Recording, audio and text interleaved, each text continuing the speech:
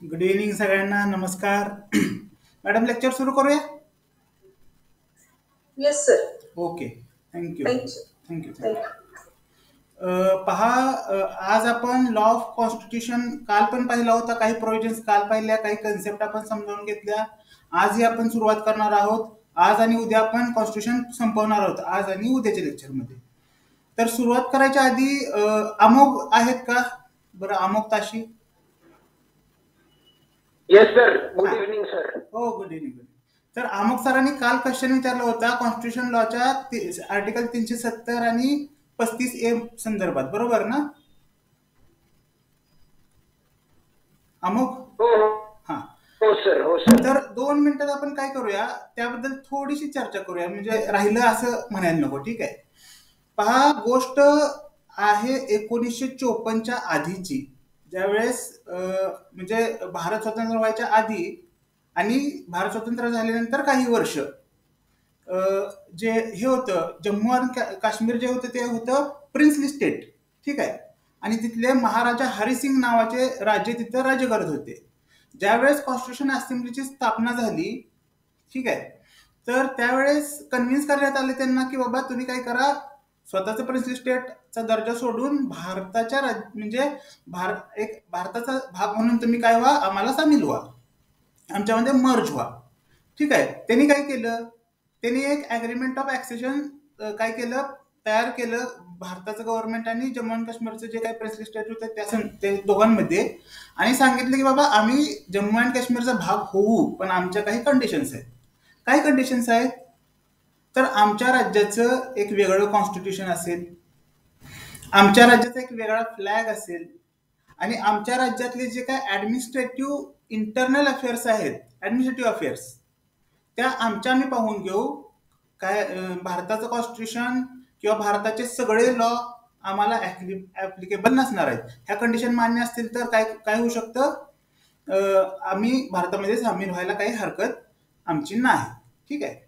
गंमत अशी झाली की त्यावेळेस कॉन्स्टिट्युएंट असेंब्लीचे जे काय प्रेसिडेंट होते, डॉक्टर राजेंद्र प्रसाद आणि महाराजा हरिसिंग यांच्यात ते काय झालं, 1954ला प्रेसिडेन्शियल ऑर्डर नावाचे एक प्रकार असतो, ज्याद्वारे प्रेसिडेंट डायरेक्ट काय करू शकतो, एखादा रूल फॉलो म्हणजे तयार करू शकतो.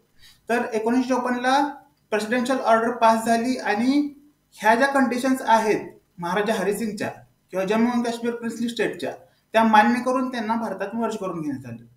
तर त्यावेळेसच काय झालं होतं, 1970 आर्टिकल 370 मध्ये गंमत अशी झाली होती की असं सांगितलं होतं की कॉन्स्टिट्युएंट असेंब्लीला पूर्ण अधिकार आहे, हा सगळा जो काही त्यांना दिलेला आहे स्टेटस, तो रिमूव्ह करण्याचा, कारण हा टेम्पररी बेसिसवर त्यांना देण्यात आलेला होता. ठीक आहे. आता अधिकार होता कॉन्स्टिट्युएंट असेंब्लीला, पण आता तुम्ही म्हणाल मग इतके वर्ष, काही दशकं उलटून गेली, तरी सुद्धा हा 2019 उजडला आर्टिकल 370 काय करण्यासाठी, काढून टाकण्यासाठी, किंवा आर्टिकल 35A सुद्धा काढून टाकण्यासाठी. त्याचं कारण काय होतं, तर राईट दिला होता कॉन्स्टिट्युएंट असेंब्लीला, पण कॉन्स्टिट्युएंट असेंब्ली ही 1957ला डिझॉल्व्ह झाली आणि ती प्रोव्हिजनच राहिली नाही. त्यामुळे कॉन्स्टिट्युएंट असेंब्ली डिझॉल्व्ह झाली, त्यामुळे कुठलीही ऑथॉरिटीला तशी अधिकार राहिला नाही की त्या टेम्पररी प्रोव्हिजन्स काढून टाकण्यासाठी. मग 370 काय सांगत होतं की एकतर कॉन्स्टिट्यूशन वेगळा असेल, फ्लॅग वेगळा असेल, आणि इंटरनल मॅटर्स आम्ही पाहून घेऊ. आणि 35 मध्ये काय होतं, 35A मध्ये, आर्टिकल 35A मध्ये असं होतं की रेसिडेंट ऑफ जम्मू काश्मीर आणि non resident of Jammu Kashmir अशा 2 प्रकारचे तिथं विभागले गेलेले लोक होते, जिथे राहणारे लोक होते त्यांना 2 भागात विभागलं गेलं होतं.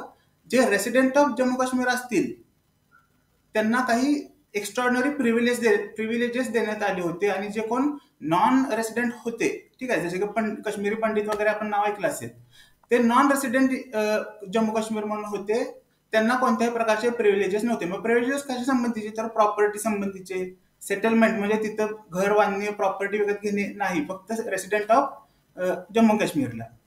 दुसरी गोष्ट म्हणजे एज्युकेशनमध्ये किंवा तिथल्या नोकऱ्यांमध्ये, अशा प्रकारच्या काय होत्या, आर्टिकल 35A नुसार तिथं प्रोव्हिजन्स होत्या, रेसिडेंट आणि नॉन रेसिडेंट असा फरक करण्यात आलेला होता.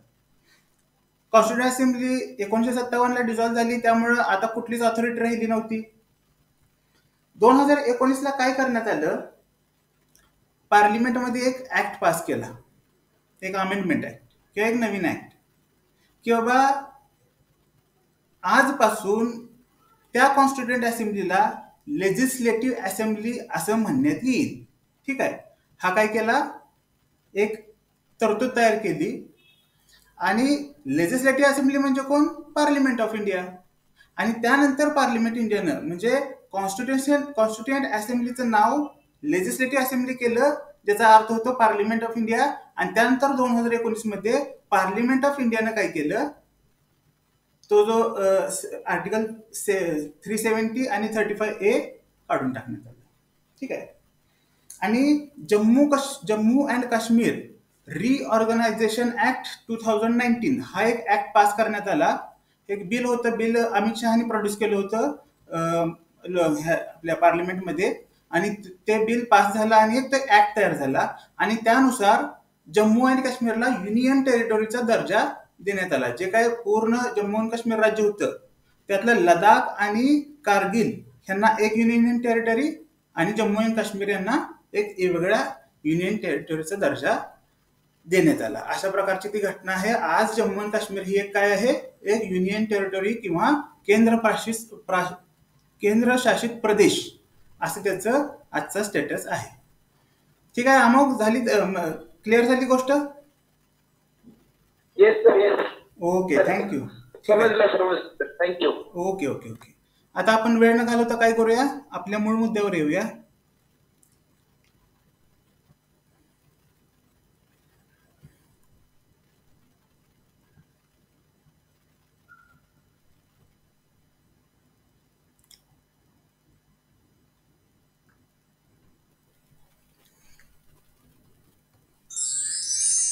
पहा, मला वाटते कालच्या प्रोव्हिजन सांगितलेल्या होत्या ते तुम्ही नोट डाऊन करून ठेवल्या असाल, किंवा मी हे आपले जे पीडीएफ आहे, पीडीएफ म्हणण्यापेक्षा प्रेझेंटेशन आहे ते पण शेअर केलेलं आहे. मला वाटते सगळ्यांनी वाचलं असेल किंवा त्यातलं बऱ्यापैकी समजलं असेल तुम्हाला. आपण डिस्कशन पण केलंय, तुम्हाला रेफरन्ससाठी सुद्धा मी शेअर केलेलं आहे. आजपासून आपण वेगळ्या प्रोव्हिजन्स, त्याच्या पुढच्या प्रोव्हिजन्स पाहणार आहोत. त्यातली पहिली प्रोव्हिजन आहे इमर्जन्सी प्रोव्हिजन्स, म्हणजे आर्टिकल 352 टू 360. ठीक आहे. ह्या ज्या प्रोव्हिजन्स आहेत त्या काय आहेत, इमर्जन्सी. इमर्जन्सी म्हणजे काय, आणीबाणी, मराठीत त्याला काय म्हटलं जातं, आणीबाणीची परिस्थिती. ठीक आहे. आणीबाणी, इमर्जन्सी ह्या 3 प्रकारच्या असतात. एक असते national emergency, state emergency and financial emergency. काय आहेत बाबा, नॅशनल इमर्जन्सी म्हणजे काय, स्टेट इमर्जन्सी म्हणजे काय, फायनान्शियल इमर्जन्सी म्हणजे काय, ते आता आपण पाहणार आहोत. पहिल्यांदा आपण पाहूया नॅशनल इमर्जन्सी. पहा, ज्यावेळेस भारत देशात वॉरचं वातावरण असतं, म्हणजे दुसऱ्या कुठल्या तरी देशांबरोबर भारताचं वॉर चालू असतं, युद्ध चालू असतं, किंवा भारतामध्ये आंतरिक रिबेलियन म्हणजे आर्म रिबेलियन म्हणजे सशस्त्र उठाव ज्यावेळेस होतो त्यावेळेस, किंवा दुसऱ्या एखाद्या राज्याचं एक्सटर्नल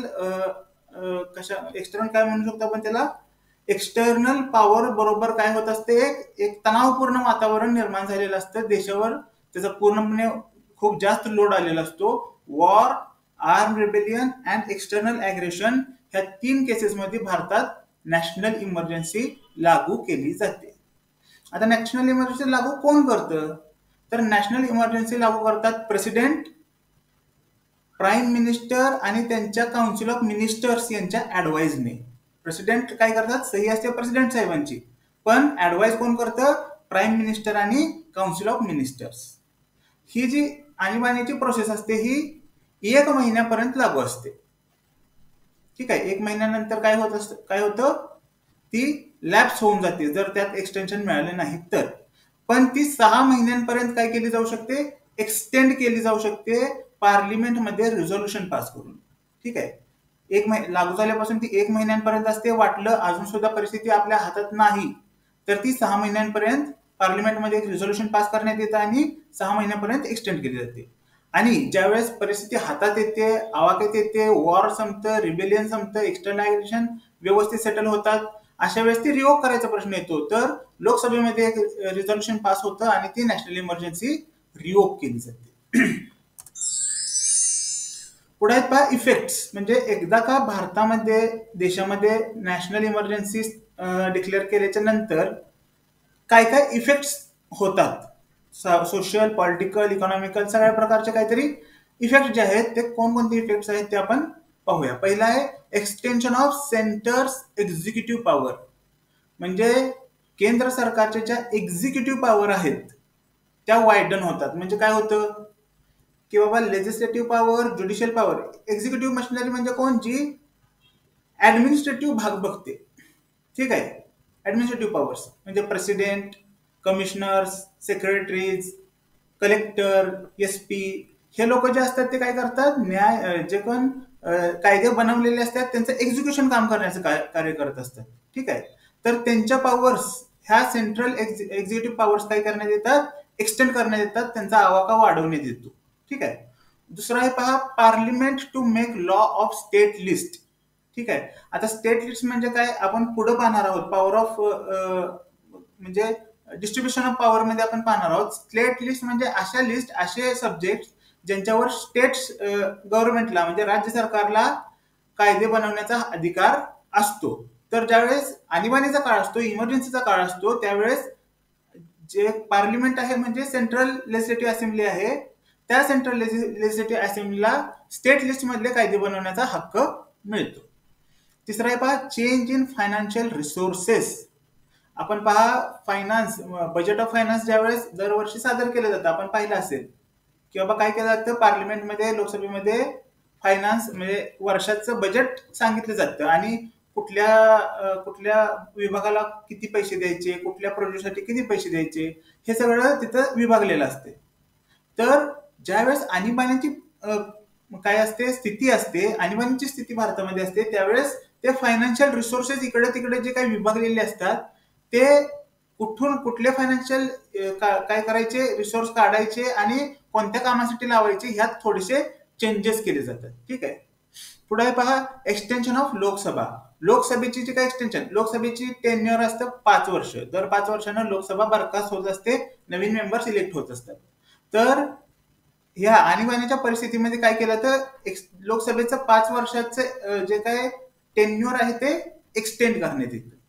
आणि सस्पेन्शन ऑफ फंडामेंटल राईट्स. म्हणजे ज्यावेळेस आणीबाणी नॅशनल इमर्जन्सी असते त्यावेळेस फंडामेंटल राईट्स जे आहेत, जे कोण मूलभूत अधिकार संविधानानं नागरिकांना दिलेले आहेत ते सस्पेंड होत असतात. ठीक आहे. नॅशनल इमर्जन्सी तुम्हाला समजली असेल अशी अपेक्षा करतो. पुढे आहे स्टेट इमर्जन्सी, आर्टिकल 356 to 365. आता आपण जसं नॅशनल इमर्जन्सी कॉजेस बघितले की कोणकोणत्या परिस्थितीत नॅशनल इमर्जन्सी लागू होते. आता काय आपण पाहूया की कोणकोणत्या परिस्थितीत स्टेट इमर्जन्सी लागू होते. तर एकच गोष्ट आहे, failure of constitutional machinery. Constitutional machinery state सरकारसाठी किंवा स्टेटसाठी जी तयार करण्यात आलेली आहे, ठीक आहे, लेजिस्लेटिव्ह असेंब्ली असेल, ऍडमिनिस्ट्रेटिव्ह बॉडी असतील, त्यानंतर ज्युडिशरीचं साधारण संबंध येत नाही, पण लेजिस्लेटिव्ह बॉडी म्हणजे सरकार आणि एक्झिक्युटिव्ह मशिनरीज हे जर फेल झाल्या तर काय होतं, म्हणजे काय होतं, स्टेट इमर्जन्सी लागू होते. काय म्हणजे काय होतं त्यात, तर by president on report of governor. म्हणजे कॉन्स्टिट्युशनल मशिनरीज फेल्युअर झालेले आहेत ते ठरवतं कोण, तर प्रेसिडेंटचा एक एक काय म्हणतो आपण त्याला, एक एजंट किंवा एजंट म्हणू शकत नाही, एक रिप्रेझेंटेटिव्ह प्रत्येक राज्यावर नेमलेला असतो, ज्याला आपण राज्यपाल म्हणतो. ठीक आहे, गव्हर्नर इंग्लिशमध्ये म्हणतो. तर एखाद्या राज्याचा गव्हर्नर किंवा राज्यपाल काय करतात, एक रिपोर्ट तयार करतात. जर त्यांना वाटलं की कॉन्स्टिट्युशनल मशिनरीज फेल झाली आहेत पर्टिक्युलर त्या राज्यामध्ये, तर ते एक रिपोर्ट तयार करतात. तो रिपोर्ट जाऊन प्रेसिडेंटना सबमिट करतात आणि प्रेसिडेंट काय करत असतात, त्या राज्यावर स्टेट इमर्जन्सी लागू करत असतात. त्या स्टेट इमर्जन्सीचं काय आहे, जे काही टेन्युअर आहे ते 2 महिन्यांसाठी असतं आणि ते 6 महिन्यांपर्यंत एक्सटेंड केलं जाऊ शकतं. पण 6-6 महिन्यांनी म्हणजे 2 महिन्यांसाठी लागू झाली, परिस्थिती काय हातात आली नाही, ठीक आहे, आटोक्यात आली नाही, 6 महिन्यांसाठी एक्सटेंड केली तरी पण नाही आली, आणखीन 6 महिन्यांसाठी एक्सटेंड केली तरी पण नाही, अशा प्रकारे 3 वर्षापर्यंत म्हणजे 3 वर्षाच्या आतच ती एक्सटेंड केली जाऊ शकते, 3 वर्षानंतर ती एक्सटेंड केली जाऊ शकत नाही. पुढे पहा, स्टेट इमर्जन्सी ज्यावेळेस लागू होते त्यावेळेस इफेक्ट्स काय होतात. तर स्टेट पॉवर टू प्रेसिडेंट म्हणजे स्टेट्सच्या ज्या वेगवेगळ्या पॉवर्स आहेत, ज्या गव्हर्नरच्या वगैरे पॉवर्स आहेत किंवा स्टेट गव्हर्नमेंटच्या पॉवर्स आहेत, त्या सगळ्या प्रेसिडेंटला मिळत असतात. आणि स्टेटच्या ज्या काही लेजिस्लेटिव्ह पॉवर्स आहेत त्या पार्लिमेंटला मिळत असतात. म्हणजे स्टेट लेजिस्लेटिव्ह असेंब्ली तिथे थांबतात आणि पार्लिमेंट स्टेटसाठी काम करायला लागतं लॉ बनवण्याचं. आणि जे काही स्टेटसाठी लागणारे फंड्स आहेत फेल्युअर ऑफ कॉन्स्टिट्यूशन मशिनरी पुन्हा उभं करण्यासाठी, तसे फंड सुद्धा त्या स्टेट्सला गव्हर्नमेंट ऑफ युनियन गव्हर्नमेंट किंवा प्रेसिडेंट यांच्याकडून पुरवले जातात. हे इफेक्ट्स आहेत स्टेट इमर्जन्सीचे. तिसरा आहे पहा, financial emergency article 360. Financial emergency म्हणजे काय, आर्थिक आणीबाणी. म्हणजे आर्थिक परिस्थिती, देशाची आर्थिक परिस्थिती जर का कोलमडली, ज्याला फायनान्शियल स्टॅबिलिटी इन क्रायसिस, आर्थिक जी स्थैर्य आहे ते जर कोलमडलं, क्रायसिस झालं, तर फायनान्शियल इमर्जन्सी लागू करण्यात येते, ज्याची मुदत असते 2 महिन्यांपर्यंत. आणि state directed by central government about financial matter म्हणजे स्टेट काय करतं, म्हणजे राज्य शासनाला सेंट्रल गव्हर्नमेंट सांगतं की तुम्ही तुमचे फायनान्शियल मॅटर्स जे आहेत ते कसे कसे काय करा, त्या संबंधीचा निर्णय घेण्याचे जे डायरेक्शन्स आहेत ते सेंट्रल गव्हर्नमेंट स्टेट गव्हर्नमेंटला करतं. उदाहरणार्थ रिडक्शन ऑफ सॅलरीज म्हणजे काय, की बाबा तुम्ही कर्मचाऱ्यांच्या काय करा, पगार कमी करा आणि तो जो पगार येतोय तो इथं फायनान्शियल स्टॅबिलिटी मिळवण्यासाठी प्रयत्न करा. अशा प्रकारचं काय करू शकतात ते फायनान्शियल ऍडवाइस स्टेट गव्हर्नमेंटला सेंट्रल गव्हर्नमेंट देऊ शकतं. आता लॉकडाऊनचा काळ आहे, जर कोणी सरकारी हे असतील आपल्यातले काय म्हणतात त्याला, सरकारी एम्प्लॉईज असतील, त्यांचे पगार मला वाटते एकदा का 2 वेळा काहीतरी कट केले होते एका महिन्याचे पगार. ज्यांना 10-20 हजार पगार आहे त्यांच्या अवघड झालं होतं, ज्यांना मोठे गलिलट पगार आहेत त्यांना मोठा अमाऊंट द्यायला लागलं होतं, त्यामुळे त्यांना पण जरा अडचण आली असेल असं मला वाटते. पण अशा प्रकारच्या गोष्टी काय होऊ शकतात, state government central government state गव्हर्नमेंटना सुचवू शकतं. ठीक आहे. फायनान्शियल इमर्जन्सीमध्ये फायनान्शियल स्टॅबिलिटी क्रायसिस होते, 2 महिन्यांसाठी असतात. इफेक्ट काय होतो, स्टेट गव्हर्नमेंटला सेंट्रल गव्हर्नमेंट ऍडवाइस करायला लागतं. उदाहरण काय, रिडक्शन ऑफ सॅलरी, अशा प्रकारचे ऍडवाइस ते करू शकतात. आता पुढे पाहूया बघा, इंडियन पार्लिमेंट. बरोबर, इंडियन पार्लिमेंट म्हणजे देशाची लेजिस्लेटिव्ह असेंब्ली किंवा लेजिस्लेटिव्ह हाऊस. ठीक आहे, त्याला काय म्हटलं जातं, इंडियन पार्लिमेंट. म्हणजे देशात कायदे बनवणारं, देशाचं जे काय कायदे बनवणारं भवन आहे त्याला काय म्हटलं जातं, पार्लिमेंट किंवा संसद भवन म्हटलं जातं. त्यात कोण कोण असतं, तर supreme legislative body of country म्हणजे देशामध्ये सगळ्यात मोठी कायदे बनवणारी कोणती मशिनरी बॉडी असेल तर ती कोण आहे, Indian parliament. Comprises of president and 2 houses. आपण पाहिलं होतं पार्लिमेंट ज्यावेळेस आपण कॉन्स्टिट्यूशनचा आपण सायलेंट फीचर्स पाहत होतो त्यावेळेस पाहिलं होतं की आपण भारतामध्ये काय आहे, कॉन्स्टिट्यूशन नुसार बायकॅमेरल सिस्टीम आहे. बायकॅमेरल लेजिस्लेचर म्हणजे लेजिस्लेटिव्ह असेंब्लीच्या 2 वेगवेगळ्या भवन असतात, एक असतात लोकसभा आणि राज्यसभा. प्रेसिडेंट, लोकसभा आणि राज्यसभा हे तिघे मिळून त्यांना पार्लिमेंट म्हटलं जातं. आणि 2 हाऊसेस कोणते आहेत, इथं लिहिले पहा, दॅट इज लोकसभा आणि राज्यसभा. म्हणजे बायकॅमेरल सिस्टीम आहे, लोकसभा, राज्यसभा आणि प्रेसिडेंट ह्या तिघांचं मिळून काय होत असतं, पार्लिमेंट फॉर्म होत असते. लोकसभा म्हणजे काय किंवा त्याच्या काही महत्वाच्या गोष्टी काय आहेत ते आपण जरा डिस्कस करूया. लोकसभेला लोअर हाऊस ऑफ पार्लिमेंट म्हटलं जातं, लोअर हाऊस. ठीक आहे. आणि राज्यसभेपेक्षा काही जास्त स्पेशल पॉवर्स लोकसभेला असतात. जरी ते लोअर हाऊस जरी त्याला म्हटलं गेलं असलं तरी सुद्धा राज्यसभेपेक्षा स्पेशल पॉवर्स लोकसभेला असतात. ठीक आहे, त्याची कारण वगैरे आपण पुढच्या स्लाइड मध्ये बघूया. कंपोजिशन काय आहे लोकसभेचं, तर लोकसभेचं कंपोजिशन असं आहे की 552 मेंबर्स तिथं मॅक्झिमम असू शकतात. आणि त्यातले 552 मधले 20 हे युनियन टेरिटरीज मधनं निवडलेले असतात आणि 2 हे अँग्लो इंडियन्स असतात. म्हणजे अँग्लो इंडियन्स म्हणजे काय, असा व्यक्ती ज्याचे वडील भारतीय आहेत आणि आई ब्रिटिशर आहे. ठीक आहे, तर त्याला अँग्लो इंडियन म्हटलं जात होतं. पण 2019 मध्ये जे काय कॉन्स्टिट्यूशन आहे त्याचं 104th अमेंडमेंट झाली. त्यानुसार अँग्लो इंडियन ही कन्सेप्ट कंपोजिशन ऑफ लोकसभेमधून काढून टाकण्यात आली आणि आता 550 मेंबर्सची प्रोव्हिजन सध्या चालू आहे. नोट डाऊन करून घ्या कुठेतरी. इथं मला करेक्शन मी फक्त अमेंडमेंटचं केलंय. नंबरमध्ये 550 मेंबर असतात, पैकी 20 हे कुठले असतात, युनियन टेरिटोरीज मधले असतात.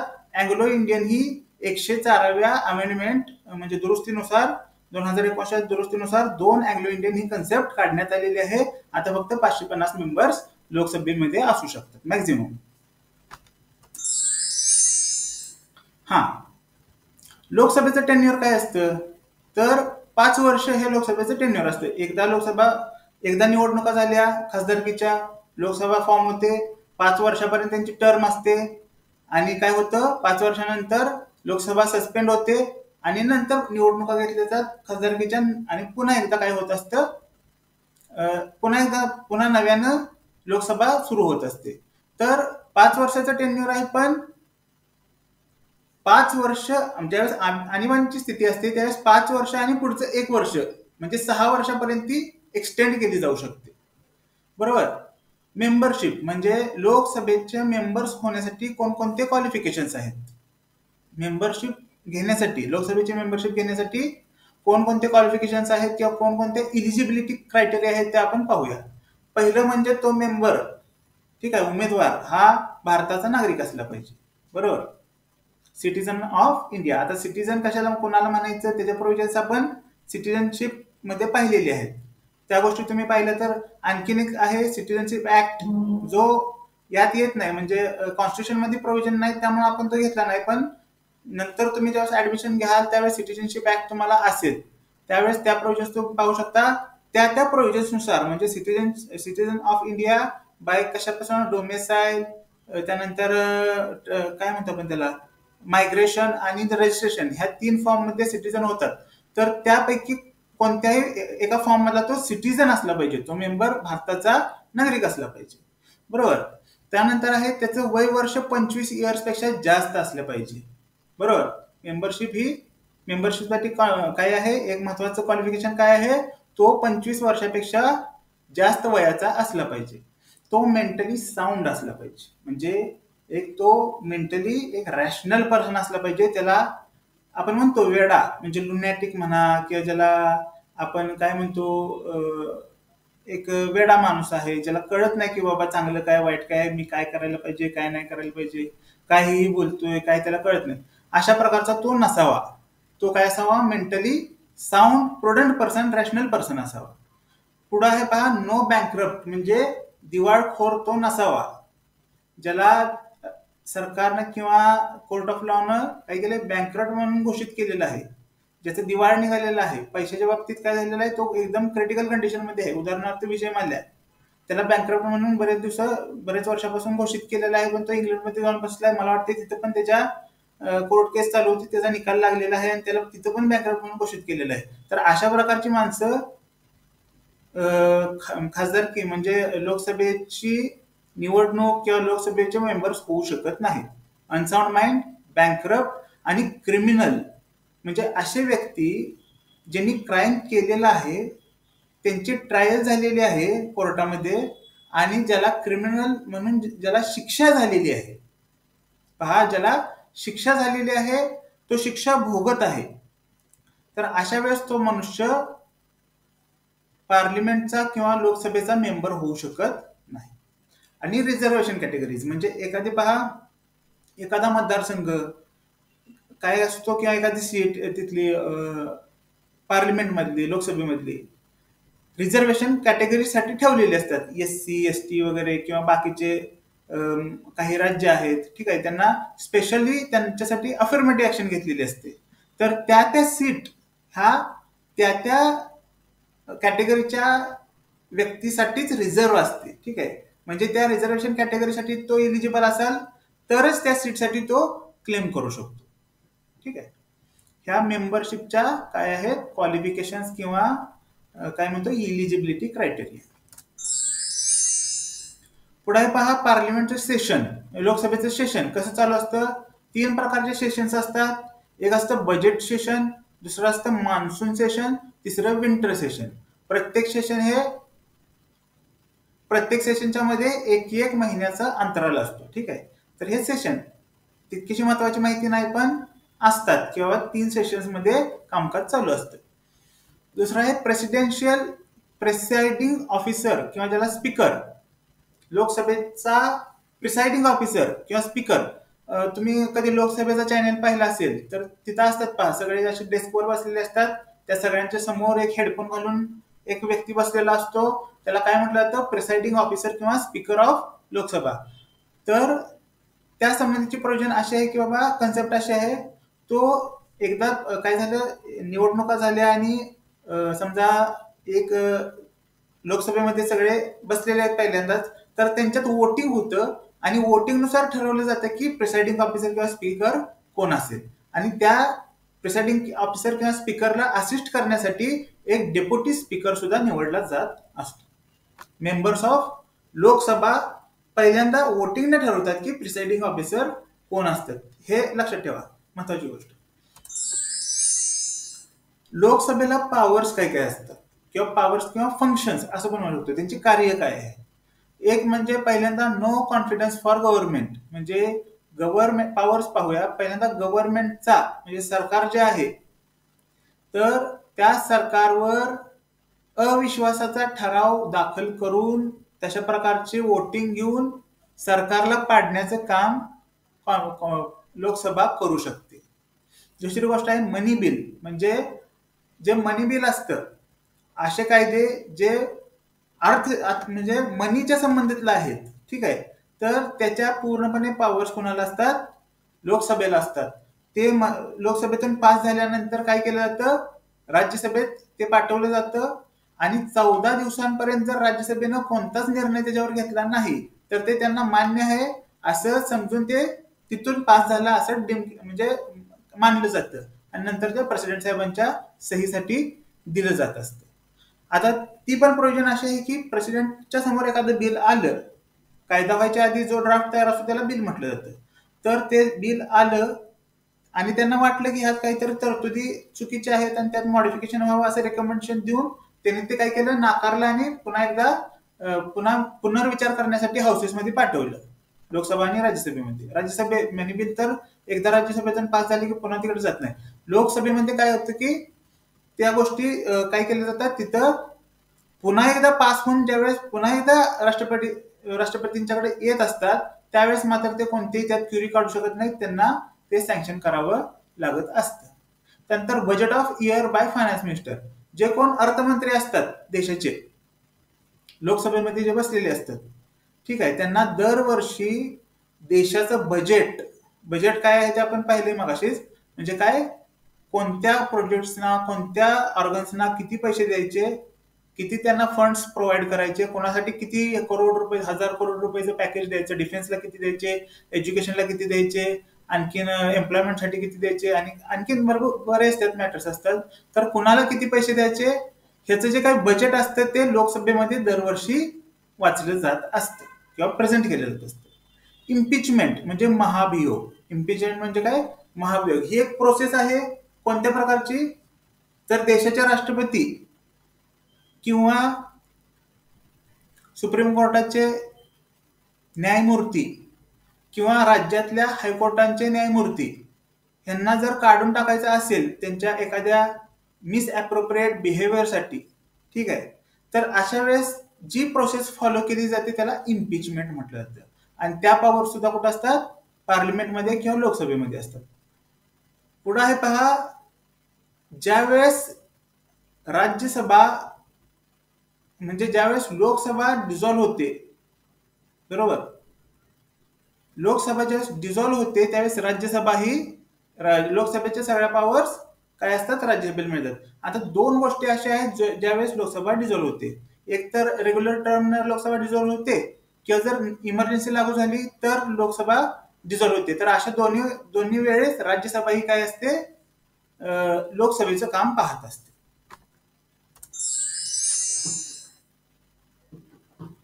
हा, लोकसभेच्या संबंधी माहिती आपण पाहिली. आता राज्यसभेसंबंधी पाहूया. ठीक आहे.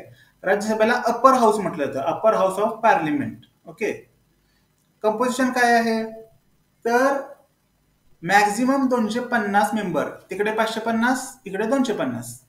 250 मेंबर काय असू शकतात, राज्यसभेचे मेंबर्स असू शकतात. पैकी 12 जे आहेत राज्य, म्हणजे 250 पैकी 12 हे प्रेसिडेंट निवडतो, त्यांचं इलेक्शन होत नाही, त्यांचं नॉमिनेशननं सिलेक्शन होत असतं.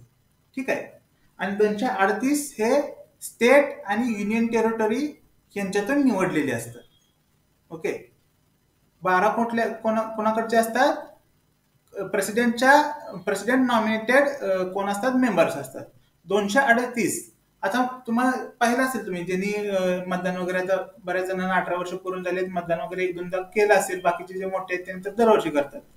तर खासदारकीच्या निवडणुका होतात लोकसभेसाठी, पण कुठलीच निवडणूक आजपर्यंत कोणी बघितली नसेल डायरेक्टली जे राज्यसभेसाठी होते. का?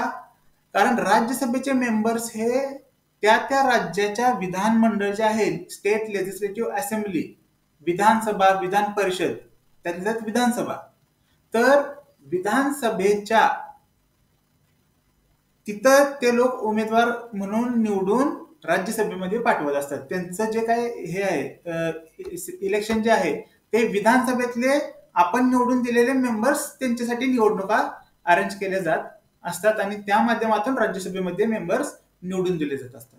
238 निवडून दिले जातात स्टेट आणि युनियन टेरिटरीच्या स्टेट लेजिस्लेटिव्ह असेंब्लीमधून, आणि 12 नॉमिनेटेड बाय प्रेसिडेंट असतात. आता ते 12 जण जे आहेत ते कोणकोणत्या बेसिसवर नॉमिनेट होतात, तर 4 कॅटेगरी मधून ते काय होत असतात, नॉमिनेट होत असतात. पहिलं आहे लिटरेचर.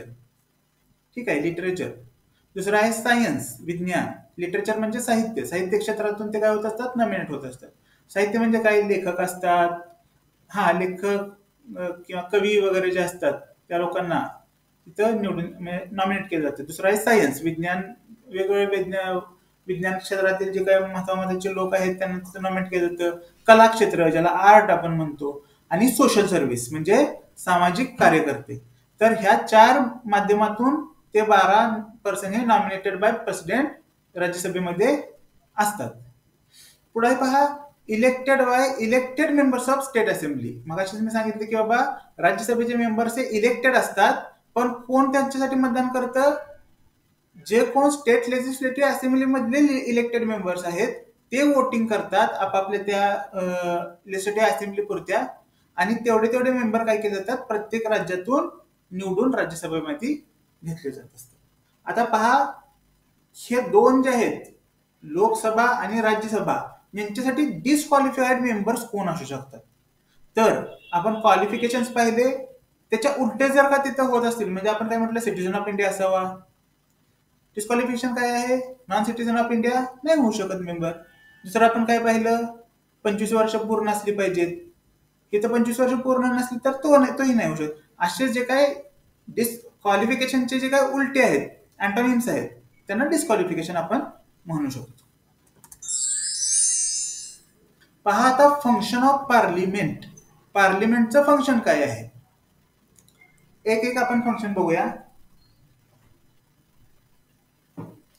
पहिला आहे टू फॉर्म और टू एंड गव्हर्नमेंट, म्हणजे एखादं सरकार स्थापन करणे किंवा एखादं सरकार संपवणे, ह्या दोन्हीच्या पॉवर्स किंवा फंक्शन्स पार्लिमेंटला असतात. Representation of electorate. इलेक्टोरेट म्हणजे काय, मतदारसंघ.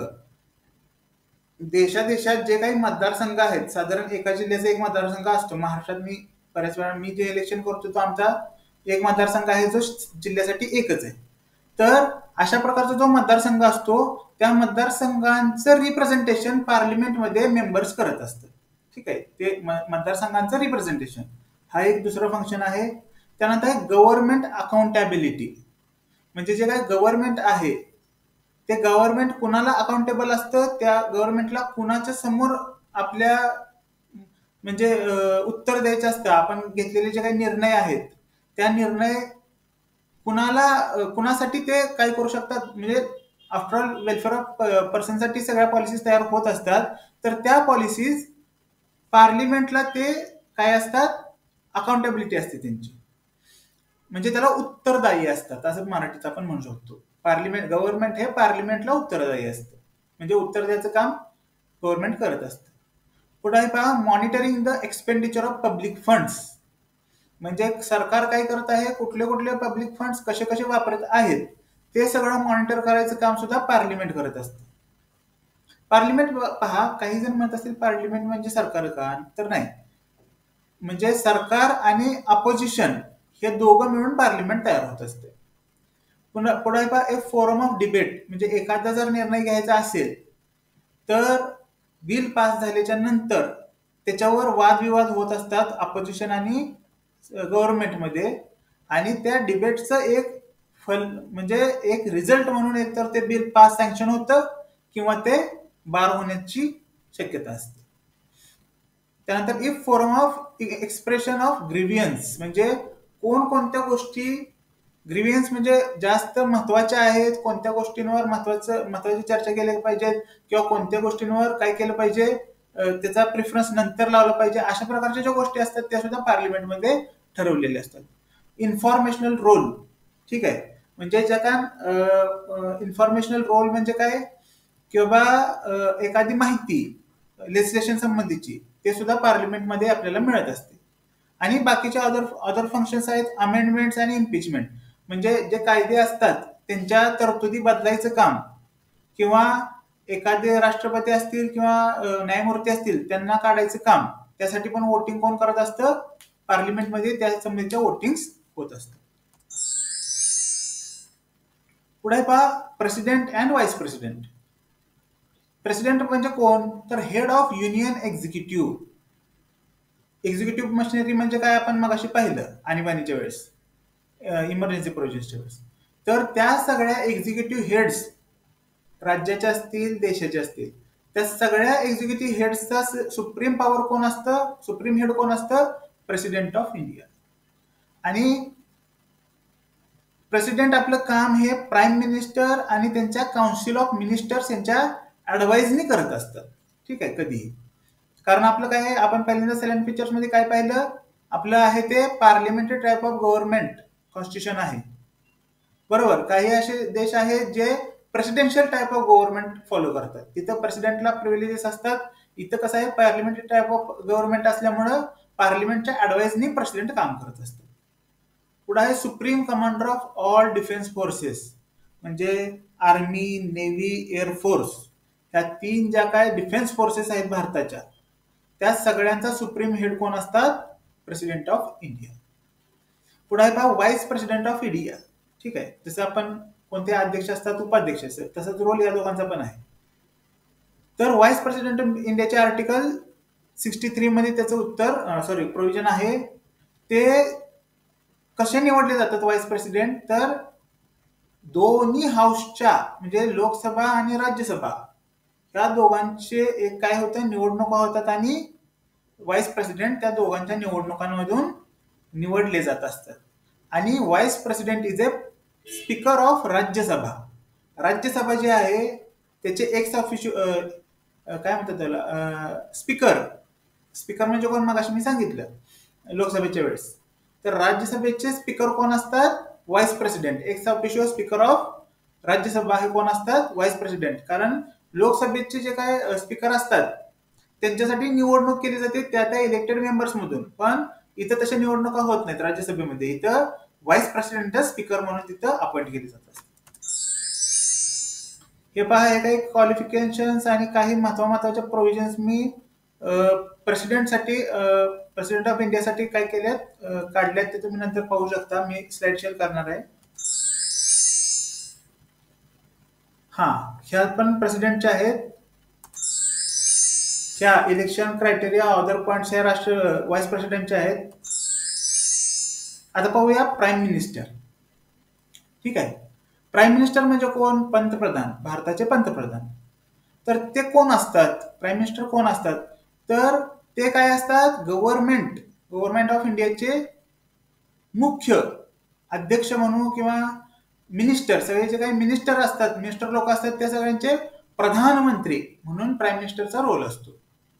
त्यानंतर काय असतात, काउन्सिल ऑफ मिनिस्टर्स जे आहेत, गव्हर्नमेंटचे प्रमुख. ठीक आहे, काउन्सिल ऑफ मिनिस्टर जे आहेत म्हणजे जे कोण कॅबिनेट मिनिस्टर आहेत, राज्यमंत्री आहेत, त्या सगळ्यांचे हेड कोण असतात? प्राईम मिनिस्टर असतात. आणि पार्लिमेंटची जी काय मेजॉरिटी पार्टी आहे, पार्लिमेंटची मेजॉरिटी पार्टी, त्या मेजॉरिटी पार्टीचे जे लीडर असतात ते प्राईम मिनिस्टर म्हणून निवड त्यांची होत असते. आणि त्यांची अपॉइंटमेंट ही काय असते? प्रेसिडेंट कडून होत असते.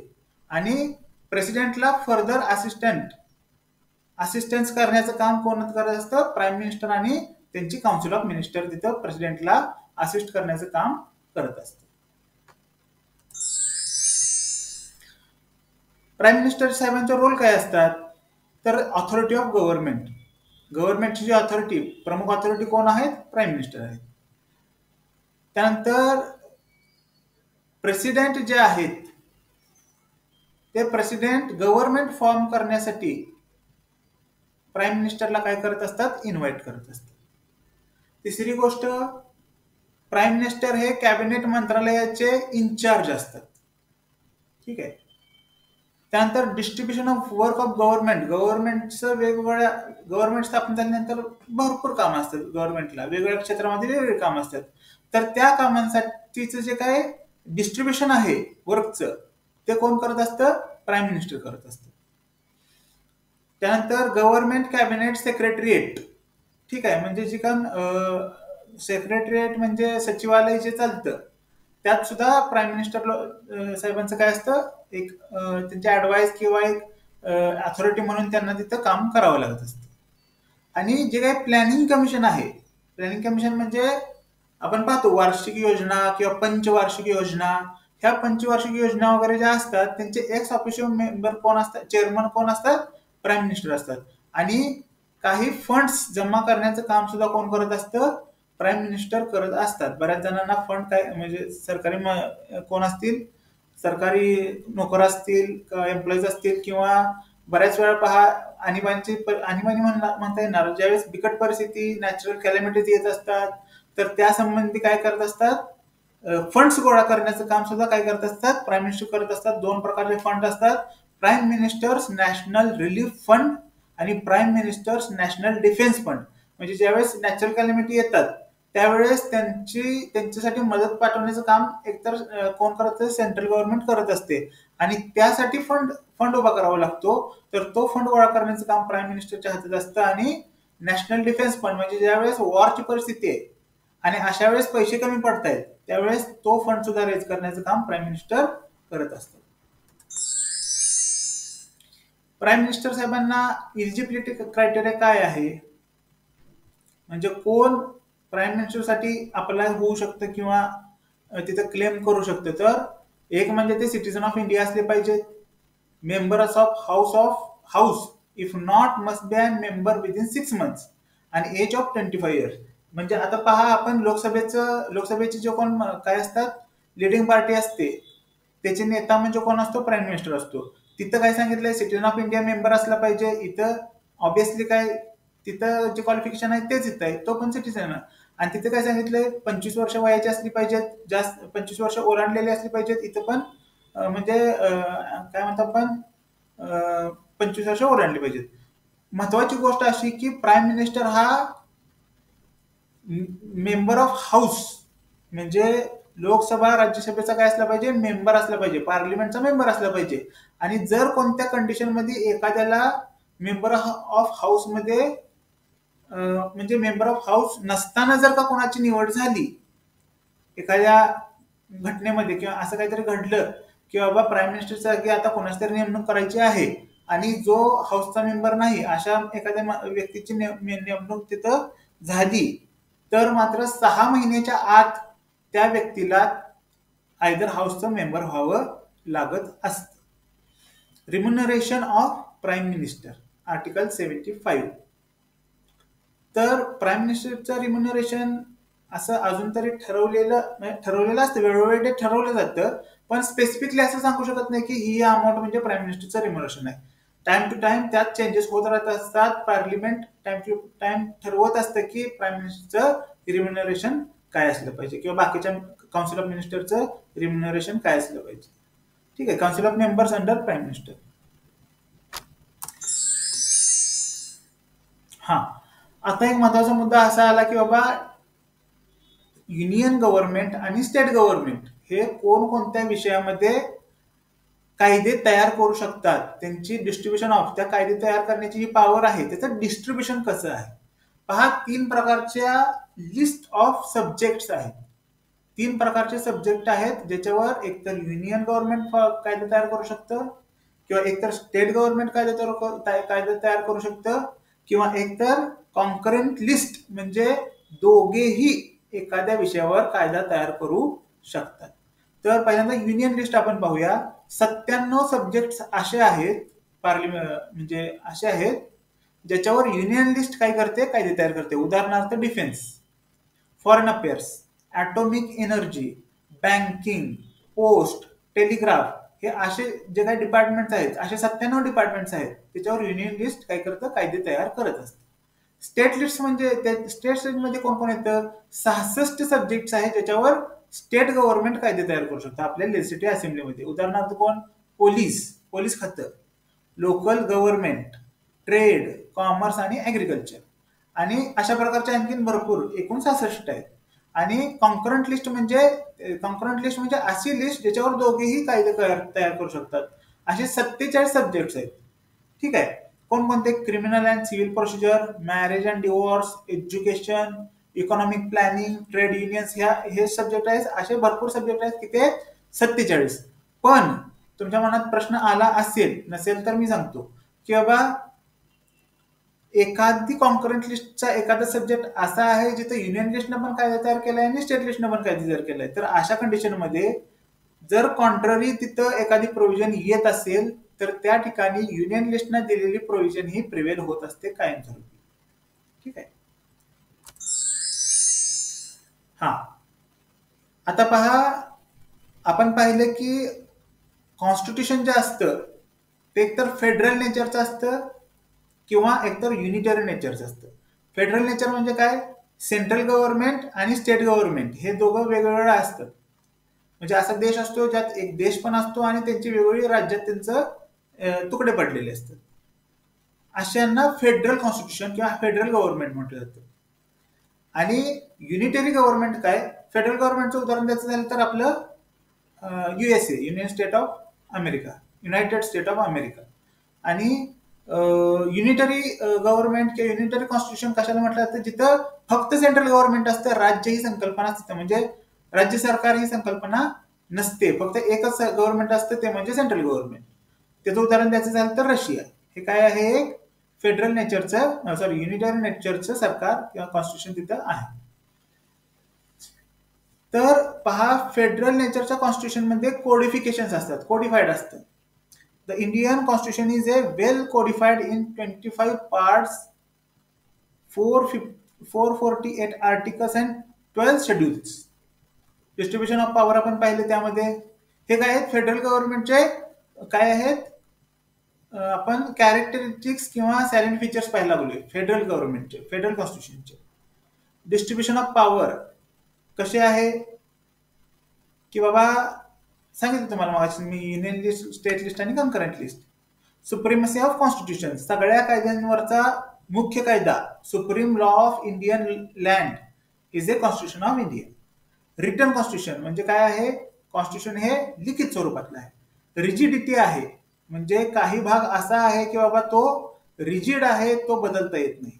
आणि ऑथॉरिटी ऑफ कोर्ट्स ही काय आहे, एक इंडिपेंडंट ऑथॉरिटी आहे, तिथं काय होत नाही, तिथं कुणीही ढवळाढवळ केलेली चालत नाही इतर ऑर्गन्सनी. कोण लेजिस्लेटिव्ह असतील, एक्झिक्युटिव्ह असतील, कोणीही असतील, किंवा मिनिस्टर्स वगैरे असतील, सेक्रेटरीएट्स असतील, कुणीही ज्युडिशरीमध्ये बाधा त्यांच्या प्रोसेसमध्ये आणू शकत नाही.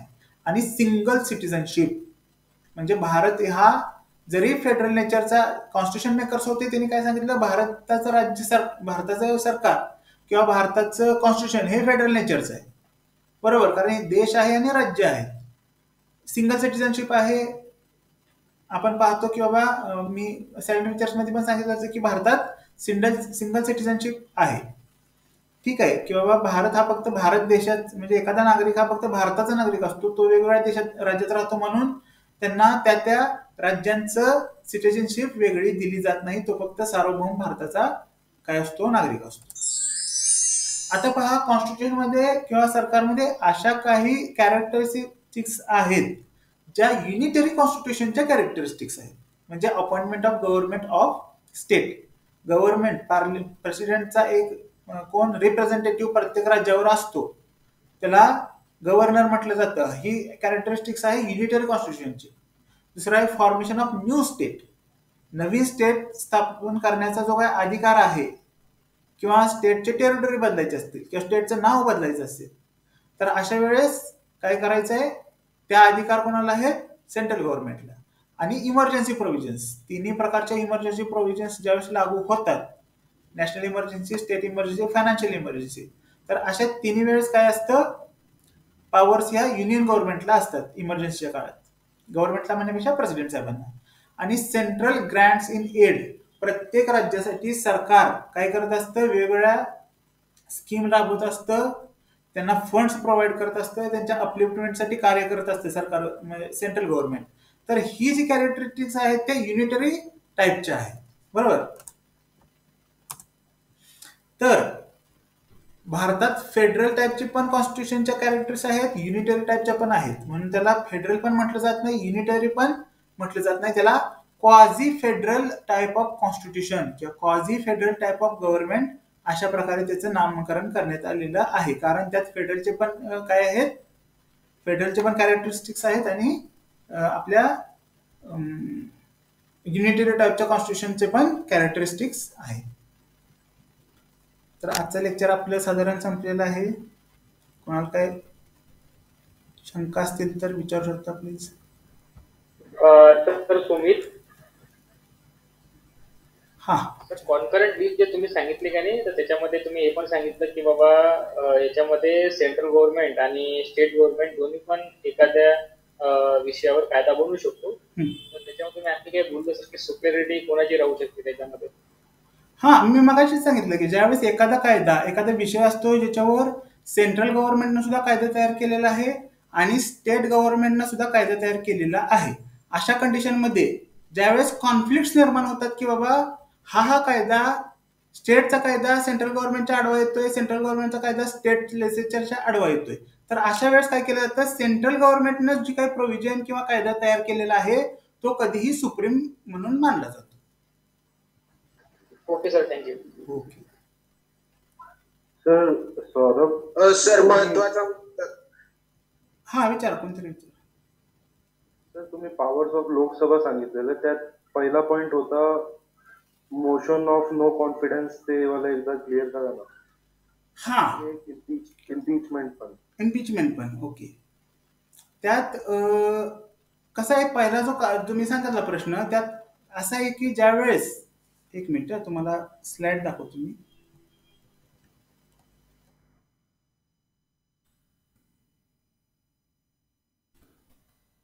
नो कॉन्फिडन्स फॉर गव्हर्नमेंट असं म्हणायचं आहे का तुम्हाला?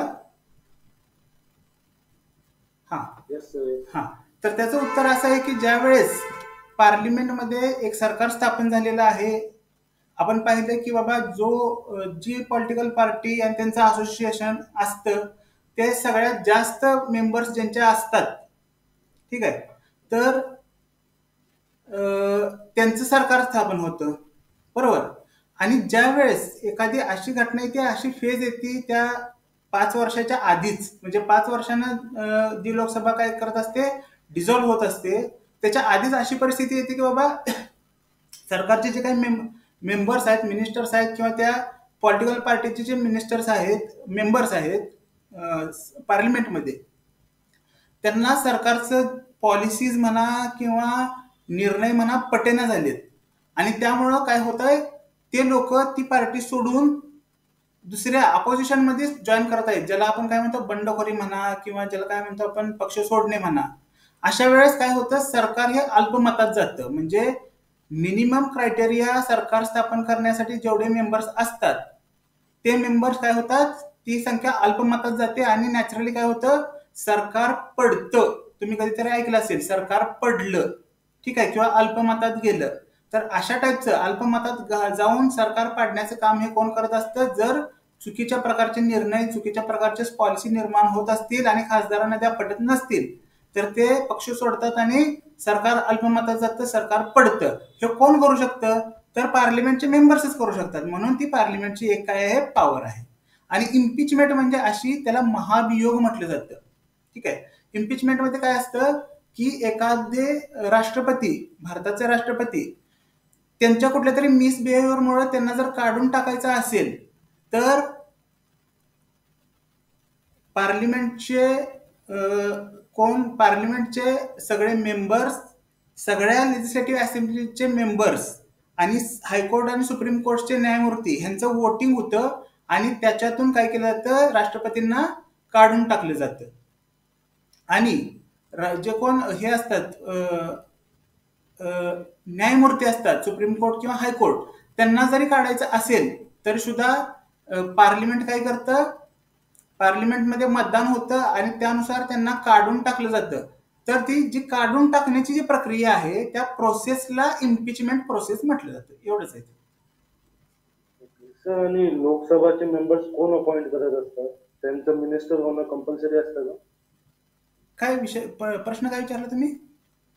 लोकसभाचे मेंबर्स कोण अपॉइंट करत असतं? त्यांचं काय नेता काय होणं कंपल्सरी असतं का? नाही नाही, कसं आहे माहिती का, पहा, भारतात पॉलिटिकल पार्टीज असतात. त्यानंतर त्या पॉलिटिकल पार्टीचे वेगवेगळे उमेदवार असतात, नेते असतात. भारतामध्ये कॉन्स्टिट्युएंट काय असतात, इलेक्टोरेट्स असतात. म्हणजे काय, मतदारसंघ. ठीक आहे. तर त्या मतदारसंघात निवडणुका लागू होतात. खासदारकीच्या, ज्याला आपण काय म्हणतो, पार्लिमेंटच्या निवडणुका लागू होतात लोकसभेसाठी. ही गोष्ट फक्त लोकसभेसाठी. तर कुणी कुठल्या पक्षाकडनं उभा राहतं, कुणी अपक्ष उभा राहतं. म्हणजे ज्याला पक्षाचं तिकीट मिळालं नाही तो स्वतःच तिथं काय करतो, डिपॉझिट भरतो आणि उभा राहतो. त्यानंतर त्यातनं जे निवडून येतात लोक, ते ऑटोमॅटिकली लोकसभेचे मेंबर्स होतात. आणि अशी व्यक्ती ज्यावेळेस आमदारकीच्या निवडणुका होत असतात आणि त्या त्या राज्याची आमदारकीची निवडणूक होऊन असे व्यक्ती जे विधानसभेमध्ये म्हणजे स्टेट लेजिस्लेटिव्ह असेंब्लीमध्ये जे इलेक्टेड झालेले आहेत, ते लोक तिथं बसून राज्यसभेसाठी निवडणुका करतात आणि त्या स्टेटच्या लेजिस्लेटिव्ह असेंब्लीमधून काही मेंबर्स राज्यसभेमध्ये निवडून जात असतात. ते राज्यसभेचे मेंबर्स होतात. मग लोकसभेचे मेंबर्स आणि राज्यसभेचे मेंबर्स असे दोन्ही मिळून काय होत असतात, पार्लिमेंटचे मेंबर्स होत असतात. त्यांना पक्षाचं तिकीट मिळालं तर ते पक्षाकडनं लढतात, पक्षाचं तिकीट नाही मिळालं तर अपक्ष म्हणून लढतात. त्यासाठी कोणताही, म्हणजे मी कुठला तरी नेता किंवा उमेदवार म्हणतो आपण त्याला, नेता हा शब्द चुकीचा आहे, उमेदवार असं म्हणू शकतो. ह्या पक्षाचा उमेदवार किंवा अपक्ष उमेदवार, अशा प्रकारचे उमेदवार तिथं उभा राहत असतात आणि निवडणुका लढवून मेंबर होत असतात. Okay sir. आमदारसाठी इंग्लिश वर्ड काय आहे? मला मराठीत नाही समजत. आमदारसाठी इंग्लिश वर्ड आहे MLA, member of legislative assemblies. Sir, इम्पिचमेंटचा मुद्दा जो मांडला ना, तर त्यामध्ये म्हणजे प्रेसिडेंटचं पद रिक्त झालं तर त्याच्या जागी कोण बसतो? आणि अजून पण त्याच्यामध्ये म्हणजे बरंच आहे की तसे प्रश्न विचारले जातात की सुप्रीम कोर्टचे जज यांनी राजीनामा दिला तर त्यांच्या जागी कोण बसवतात? हायकोर्टच्या जज यांनी त्यांचा कार्यकाल संपायच्या आत समजा राजीनामा दिला आणि दुसऱ्या दिवशी समजा खटला सुनवायचा आहे तर त्याच्या जागी कोण बसवलं जातं? अशा प्रकारचे प्रश्न. तर तुम्हाला हे सांगतो की बाबा, पहिल्यांदा आपण काय करूया, पहिल्यांदा राष्ट्रपती साहेबांचा मुद्दा डिस्कस करूया.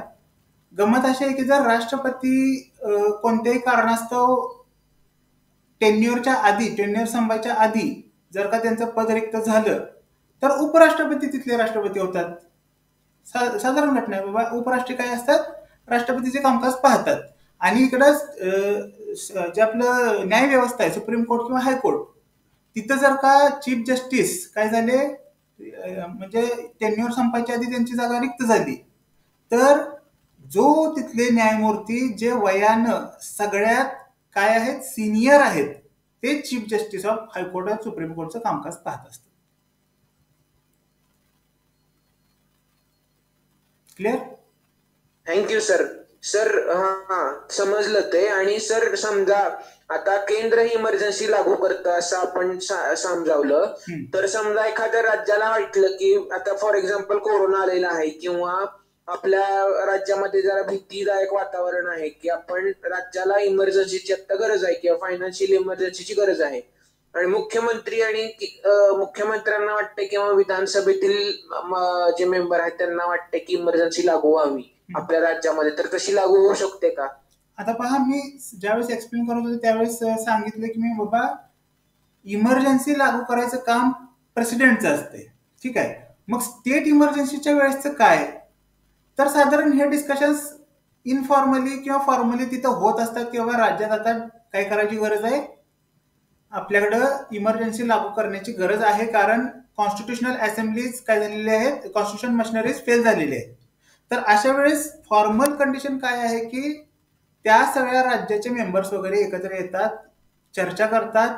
गव्हर्नर जे आहेत, राज्यपाल, जे कोणाचे प्रेसिडेंटचे रिप्रेझेंटेटिव्ह आहेत स्टेटवर, ते एक रिपोर्ट तयार करतात त्या सगळ्याचा की बाबा या राज्यात काय करणं गरजेचं आहे, आमच्या राज्यात इमर्जन्सी लागू करण्याची आवश्यकता आहे. तो रिपोर्ट प्रेसिडेंट साहेबांना सबमिट केला जातो आणि त्यांच्या ऑर्डरनं स्टेटमध्ये इमर्जन्सी लागू केली जात असते. सर, बोला. स्टेट लिस्ट मध्ये आपण 66 सब्जेक्ट सांगितले की ज्याच्यावर राज्याचा अधिकार असतो. हो. दिल्ली राज्यामध्ये जे पोलीस आहे, आता 66 मध्ये पोलीस येतं राज्यामध्ये. हो. दिल्ली राज्याच्या पोलिसांच्यावर केंद्राचं अधिपत्य आहे, हे कसं काय? काय दिल्ली राज्याचं, दिल्लीचं जे पोलीस आहे, दिल्ली राज्याचं पोलीस, हो, त्याच्यावर नियंत्रण केंद्राचं आहे.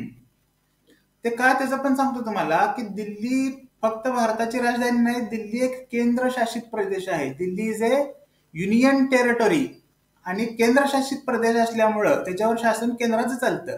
युनियन टेरिटरीवर कधीही केंद्र सरकारचं शासन चालत असतं. दिल्ली केंद्रशासित प्रदेश आहे आणि त्यामुळे त्याच्यावर सेंट्रल गव्हर्नमेंटचं काय आहे, म्हणजे त्याच्यावर ऍडमिनिस्ट्रेशन आहे. Okay, thank you. आणि सर दुसरं एक, असेंब्ली मेंबरांना जे राष्ट्रपती निवडणुकीमध्ये मतदान करण्याचा अधिकार असतं, त्याचं ते व्हॅल्यू कसं काढतात? एक मेंबराचं मताचं व्हॅल्यू, एका मेंबरच्या मताचं व्हॅल्यू, उद्या त्याचं उत्तर देतो मी तुम्हाला, चालेल? हॅलो. मी याचं उत्तर उद्याच्या लेक्चरच्या आधी देतो, चालेल का? हो, चालेल चालेल सर. Okay, thank you. सोपान ना? थँक्यू. हा, सोपान. ओके, ठीक आहे. आज मला वाटते झालं असते सगळ्यांचं, तर आपण बंद करूया, चालेल का? कोणाचे आहेत क्वेश्चन? Hello sir. हा, बोला सर. भारत फेडरल आहे की सिंगल आहे कायदा जो आहे कॉन्स्टिट्यूशन?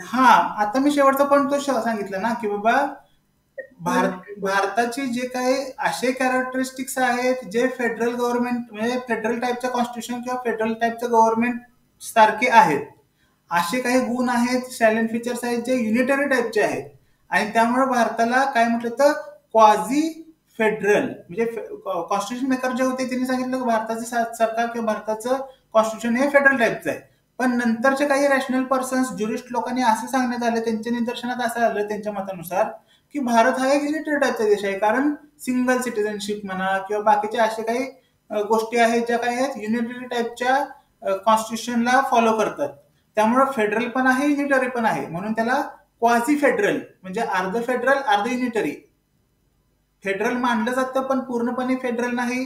काही कॅरेक्टरिस्टिक्स ह्या युनिटरीच्या आहेत, त्यामुळे त्याला क्वाझी फेडरल म्हटलं जातं. Okay sir. आणि अजून एक क्वेश्चन होता की आम्ही डिक्शनरी कोणती रेफर म्हणजे करायची आता ह्याच्यासाठी, खास की जे आता वेगवेगळे वर्ड्स येतात लीगल मध्ये, तर ते वर्ड्स साठी कोणते डिक्शनरी रेफर करू? त्यासाठी तुम्हाला सांगतो, एक लीगल डिक्शनरी आहे ऍडव्होकेट भनगेंची, वसंत भनगे का असं काय तर त्यांचं नाव आहे, भनगे म्हणून प्रसिद्ध आहे, भनगे डिक्शनरी. ती डिक्शनरी तुम्ही ऑनलाईन वगैरे खरेदी केली तर तुम्हाला उपयोगी पडेल. Okay sir. आणि सर अजून एक क्वेश्चन होता की जे शेड्यूलचं किंवा आर्टिकलचे जे नंबर्स असतात, तर ते पण आता सीईटी ला विचारले जातात की फक्त जनरल नॉलेज मध्ये? ज्यावेळेस तिथं आहे पहा, लॉ डिक्शनरी रक्ताट साहेब दाखवत आहेत बघा, ते झूम करून बघू शकता तुम्ही. Okay sir. आणखीन काय विचारलं तुम्ही? सर, कालचा एक डाऊट होता, ते डायरेक्टिव्ह प्रिन्सिपल्स वाला जास्त समजून नाही आलं, तुम्ही रिपीट करू शकता? हा सांगतो, पण हा त्या वेळेस विचारलेलं बरं असते. डायरेक्टिव्ह प्रिन्सिपल्स म्हणजे काय, की बाबा एखादे राज्य, स्टेट गव्हर्नमेंट किंवा एक एक सगळ्यात पहिल्यांदा अ, त्याच्या आधी एक सांगतो, की बाबा स्टेट, म्हणजे स्टेट ही संकल्पना कॉन्स्टिट्यूशन मध्ये अशी लागू आहे की union government, state government, local bodies आणि अदर बॉडीज, ह्या 4 पॉइंट मध्ये स्टेट ही संकल्पना विभागली गेलेली आहे. आणि ते 4 विभाग ज्यावेळेस लोकांसाठी, लोकांच्या वेलफेअरसाठी एखादी पॉलिसी तयार करत असतात, तर त्या पॉलिसीला डायरेक्शन देणाऱ्या काही प्रोव्हिजन्स कॉन्स्टिट्यूशन मध्ये आहेत. त्या प्रोव्हिजन्सना directive principles of state policy असं म्हटलं जातं. Okay sir. Okay, thank you. Sir तुम्ही सांग की ऍप्टिट्यूड वरचे प्रश्न आहेत, तर ऍप्टिट्यूड वरचे प्रश्न आता मला सीईटी मध्ये कशा प्रकारे विचारले जाऊ शकतात? एखादं दुसरं एक्झाम्पल तुम्ही सांगू शकाल का आता? उद्याच्या लेक्चर नंतर मी सांगणार आहे. उद्या आपलं लेक्चर संपणार आहे, म्हणजे माझ्याकडचा पार्ट संपणार आहे.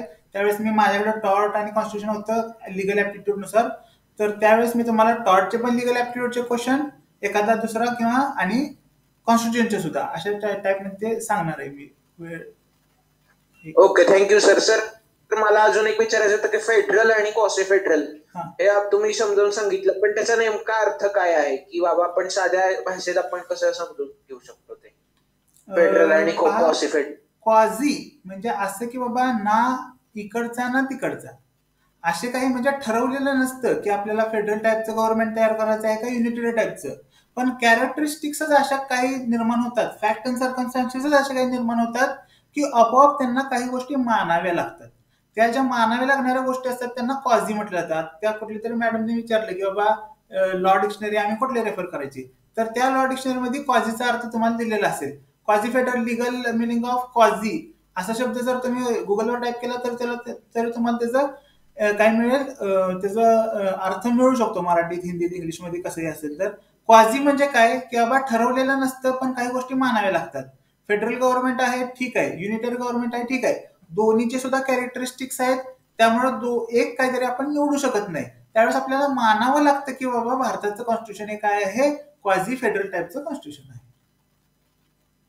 सर म्हणजे मला असं विचारायचं, फेडरल या शब्दाचा नेमका अर्थ काय आहे? फेडरल या शब्दाचा असा अर्थ आहे की असं गव्हर्नमेंट जे म्हणजे ज्यात युनियन गव्हर्नमेंट सुद्धा आहे आणि त्या नेशन्समध्ये स्टेट गव्हर्नमेंट सुद्धा आहेत, म्हणजे वेगवेगळ्या राज्यांमध्ये विभागलं गेलेलं ते गव्हर्नमेंट आहे. अशा टाईपच्या गव्हर्नमेंटला फेडरल गव्हर्नमेंट म्हटलं जातं. आणि असे गव्हर्नमेंट ज्यांच्यात फक्त युनियन गव्हर्नमेंट असते, त्यांच्यात राज्य नावाची संकल्पना नसते, असे जे काही गव्हर्नमेंट असतात त्यांना युनिटरी टाईपचे गव्हर्नमेंट आपण म्हणतो. सर हा, माझा असा प्रश्न होता की मार्केटमध्ये रेट कमी जास्त होतं, म्हणजे पेट्रोलचा किंवा सिल्वर, गोल्ड किंवा बाकीच्या इतर गोष्टींचे रेट कमी जास्त होतात, याचा राईट कोणाला असतो? म्हणजे प्रेसिडेंटला असतो का ते सगळे मिळून ठरवतात? किंवा जीएसटी लागू करायची किंवा शिक्षकांना 7वं वेतन लागू करायचं अशा वगैरे? हा, त्यासाठी पहा, एखादा विषय जसं की पेट्रोल आणि डिझेल, भारतात काय पेट्रोल डिझेल काय तितकंच त्याचं प्रोडक्शन होत नाही, ते बाहेरच्या देशांकडून काय केलं तर इम्पोर्ट करावं लागतं. तर इंटरनॅशनल मार्केटमध्ये क्रूड ऑइल नावाची कन्सेप्ट असते. असं ऑइल जे काय आहे कच्च्या स्वरूपाचं आहे, त्या पर क्रूड ऑइलच्या बॅरलमध्ये जेवढा काय असतो तो मॅटर आपल्याकडे इम्पोर्ट करायचा असतो, टन्स ऑफ क्रूड ऑइल आपल्याकडे इम्पोर्ट होत असतो दररोज किंवा काही अंतरानं. आणि त्याच्यानंतर रिफायनरीमध्ये ते घालून त्यानंतर त्याचं पेट्रोल, डिझेल, केरोसिन, डांबर वगैरे सगळं तयार केलं जातं. ठीक आहे. तर इंटरनॅशनल मार्केटमध्ये त्या क्रूड ऑइलचं किंवा इंटरनॅशनल मार्केटमध्ये त्या प्युअर गोल्डचं, प्युअर सिल्वरचं काय मूल्य आहे त्याच्यावर ठरतं की भारत देशात, आणि त्याच्यावर लागलेले कर, कस्टम नावाची एक संकल्पना, कस्टम नावाचं एक डिपार्टमेंट असतं, ते ठरवतं की बाबा एखाद्या गोष्टीवर म्हणजे इम्पोर्ट केल्यानंतर ते ठरवतात ना की बाबा आमची एवढी काय आहे, आम्हाला तुम्ही एवढे पैसे द्या, तेवढे पैसे द्या. इंटरनॅशनल मार्केट जसं चालत असतं त्याच्यावर ठरतं की इथं त्या प्रोडक्टची काय असणार आहे, व्हॅल्यू काय असणार आहे. Okay sir, thank you. Okay. Sir मला एक विचारायचं होतं हम्म. की लोकसभेची जे हे आहेत सभा घेणं किंवा आता बजेट असेल तर बजेट दरवर्षी जाहीर करणं गरजेचं आहे का, किंवा एक वर्ष मार्च महिन्यात बजेट समजा सादर केलं हा. आणि ते सक्सेसफुल होत असेल आणि तेच पुढे कंटिन्यू करायचं असेल तर नाही नाही नाही नाही दरवर्षी बदल किंवा तसं गरजेचं आहे का? बजेट हे दरवर्षी म्हणजे ज्यावेळेस ऑर्डिनरी कोर्स ऑफ पार्लिमेंट चालू असतं, लोकसभेचं कामकाज व्यवस्थित चालू असतं. आता अशी आणीबाणीची परिस्थिती किंवा ह्याचा आपल्या कोविड-19 सारखं एखादं पॅन्डेमिक असेल तर त्याला एक्सेप्शन त्या गोष्टी असू शकतात. पण ज्यावेळेस नॉर्मल कोर्स ऑफ ऍक्शन तिथे चालू असतो त्यावेळेस दरवर्षी बजेट लोकसभेमध्ये अर्थमंत्री प्रेझेंट करणं काय असतं, त्या फायनान्शियल इयरचं बजेट प्रेझेंट करणं मॅन्डेटरी असतं. काय असतं म्हणजे तिथे लागू म्हणजे मॅन्डेटरीली ते लागू करावं लागतं. Okay sir. आणि राज्यसभेचे जे खासदार आहेत म्हणजे ते आमदारच, म्हणजे प्रत्येक राज्याच्या विधानसभा आणि विधान परिषदेचे सदस्य का फक्त विधानसभेचे सदस्य म्हणजे आमदारच निवडतात का, असं विचारायचं होतं. आमदारच काय करतात, तिथलेच उमेदवार उभे राहतात, त्यांच्यासाठी आमदारच निवडणुका करतात आणि ते जे काही निवडलेले असतात, ठीक आहे, त्या लेजिस्लेटिव्ह असेंब्ली किंवा त्या स्टेटच्या पॉप्युलेशनवर ठरतं की तिथून किती मेंबर्स राज्यसभेत जाणार आहेत आणि त्यानुसार ते निवडणुका विधानसभेत होत असतात आणि त्यानुसार काय केलं जातं, तिथले मेंबर्स राज्यसभेवर निवडून दिले जातात. विधान परिषदेच्या सदस्यांना सर असतो का अधिकार राज्यसभेच्या हा खासदारांची असतो निवडणूक असतो. ज्या करण्याचा? ज्या स्टेटमध्ये विधान परिषद आहे त्यांना तिथं मतदानाचा हक्क असतो. Okay sir. सर शेवटचं एक विचारायचं होतं की गव्हर्नर, स्टेट गव्हर्नर जे असतात ना, तर त्यांची राष्ट्रपतींची जशी निवडणूक होते तशी का होत नाही, किंवा त्यांची निवड प्रक्रिया ती कशी असते असं विचारायचं. आता गंमत अशी आहे की प्रेसिडेंटची निवडणूक होते आणि प्रेसिडेंट काय असतात, प्रेसिडेंट आपला रिप्रेझेंटेटिव्ह तिथं अपॉइंट करत असतात. त्यामुळं कुणाला रिप्रेझेंटेटिव्ह म्हणून अपॉइंट करायचं, ठीक आहे, बरोबर, तर त्यासाठी प्रेसिडेंटच्या डिस्क्रिशनरी पॉवर असतात आणि त्यानुसार तिथे त्यांना अपॉइंट केलं जातं. तर राज्यसभेमध्ये जे 12 मेंबर प्रेसिडेंट सिलेक्ट करतात तेव्हा ते आरक्षणच्या दृष्टिकोनातून असतं की फील्डच्या फील्डच्या पूर्णपणे त्या आरक्षणाचा संबंधित येत नाही. 12 जण एक तर लिटरेचर, सायन्स, आर्ट आणि सोशल वर्क ह्या 4 फील्ड मधून काय केले जात असतात, निवडून दिले जात असतात. निवडून म्हणण्यापेक्षा नॉमिनेट होतात, सिलेक्शन त्यांचं होत असतं, नॉमिनेशन होत असतं. ठीक आहे, मग उद्या भेटूया. आणखीन कोणाच काय आहे प्रश्न? सर म्हणजे मला असं विचारायचं, गव्हर्नर समजा राजीनामा दिला तर मग ती कशी प्रोसिजर असते, किंवा गव्हर्नर यांची निवड कशी होत असते? स्टेट गव्हर्नर आता आपले महाराष्ट्राचे आहेत भगतसिंग कोश्यारी, तर ते विचारतोय. तर त्याच सांगतोय की प्रेसिडेंटला डिस्क्रिशनरी काय असतात, डिस्क्रिशनरी ऑथॉरिटी असते आणि त्यानुसार प्रेसिडेंट गव्हर्नरचे नॉमिनेशन किंवा त्यांचं इलेक्शन तिथं होत असतं. जर गव्हर्नरनं आपलं पद सोडलं तर तिथं लेफ्टनंट गव्हर्नर, ठीक आहे, जसं व्हाईस प्रेसिडेंट तसा लेफ्टनंट गव्हर्नर नावाची कन्सेप्ट असते. जर का गव्हर्नरचं पद खाली झालं तर तिथं लेफ्टनंट गव्हर्नर तिथं कार्यभार सांभाळत असतात. सर महाराष्ट्राचा लेफ्टनंट गव्हर्नर कोण आहे? काय महाराष्ट्राचा लेफ्टनंट गव्हर्नर कोण आहे? हवा ह्या गोष्टी तुमच्या एका क्लिकवर तुम्हाला माहित होऊ शकतात. त्यामुळे ह्या गोष्टी तुम्ही क्लासचा वेळ म्हणजे तसं पहा ना, who is the lieutenant governor of Maharashtra, एक तुम्ही स्पीक केलं की एक क्लिक मारली की तुम्हाला इन्फॉर्मेशन लगेच मिळते. त्यामुळे पहा, जर कन्सेप्च्युअल कोणाचा म्हणजे प्रश्न असेल तर विचारा, नाहीतर आपण बंद करूया, उद्या आपण बोलूया. ठीक आहे. हा guide Mohod, GK guide Mohod, ठीक आहे ना Amok sir? Yes sir, okay okay okay sir. Yes sir, thank you. Okay, thank you, good night. Thank you sir. Thank you sir. Thank you sir. Thank you.